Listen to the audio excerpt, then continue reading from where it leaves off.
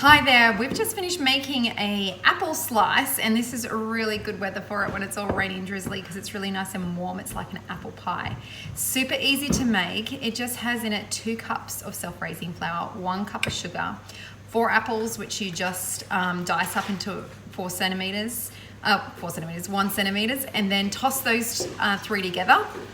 And then you have 125 grams of butter, which you melt. And then into the butter, once it's melted, put an egg in, whisk that around, and then add in some, this is the key ingredients, the essential oils, which make it really super yummy. So 2 drops cardamom. Cardamom is amazing with apple and pear. 2 drops cinnamon and 2 drops lemon.